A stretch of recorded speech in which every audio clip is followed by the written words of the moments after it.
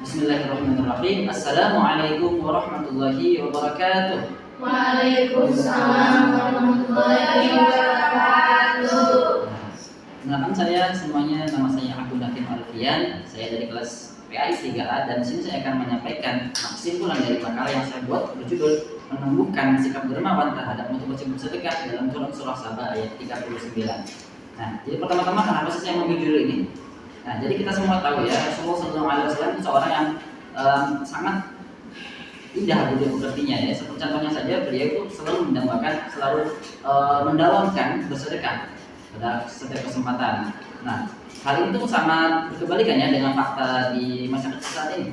Nah, kita bisa lihat sekeliling kita masih banyak orang miskin yang tidak berkecukupan, yang tidak makan sulit gitu ya, yang belum punya rumah. Nah, tapi di sisi lain ada orang yang kaya raya, ada yang bergelimpang harta. Nah, kejumlahan ini sangat memprihatinkan ya. Nah, maka untuk itulah karena itu saya memilih makalah ini. Nah, jadi yang pertama-tama tentang sikap dermawan ya pada konteksnya. Nah, jadi dalam Islam dermawan itu tidak terbatas pada pemberian harta atau zakat saja, tapi juga mencakup pemberian waktu, tenaga, pengetahuan dan juga keterampilan kepada orang lain tanpa mengharapkan suatu imbalan. Jadi ikhlas karena Allah tanpa mengharapkan imbalan dari orang tersebut, hanya mengharapkan ridho dari Allah Subhanahu wa taala. Nah, lalu konsep motivasi dalam Islam. Nah, motivasi dalam Islam itu bahwa semua motivasi itu bukan hanya tentang duniawi saja. Nah,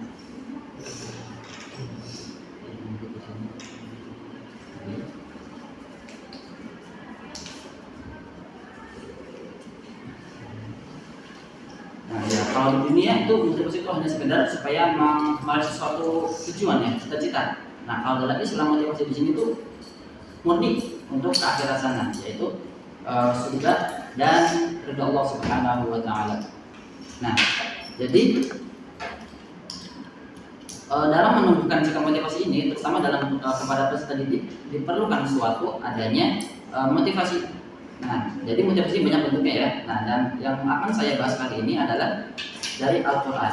Nah, Allah Subhanahu wa taala berfirman dalam surah Saba ayat 39 yang bunyinya, A'udzu billahi minasy syaithanir rajim. Bismillahirrahmanirrahim. Qul inna rabbi yabsutur rizqa liman yasha'u min 'ibadihi wa yaqdiru lahu wa ma anfaqtum min syai'in fahuwa yukhlifuhu wa huwa khairur raziqin. Katakanlah Muhammad SAW, sesungguhnya Tuhanku melapangkan rezeki kepada siapa yang Dia kehendaki di antara hamba-hambanya dan menyampaikannya. Suatu apapun yang kamu infakkan pasti Dia akan menggantinya, karena Dialah sebaik pemberi rezeki. Nah, dalam menumbuhkan sikap dermawan terkadang dibutuhkan yang motivasi ya. Karena dorongan yang beramal itu terkadang sulit untuk muncul sendiri dari diri. Sehingga dibutuhkannya motivasi.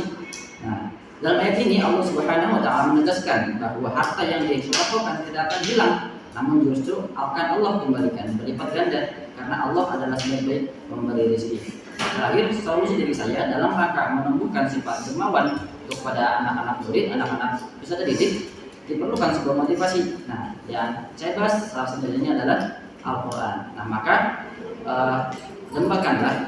ajarkanlah kepada anak terkait pendidikan Al-Quran.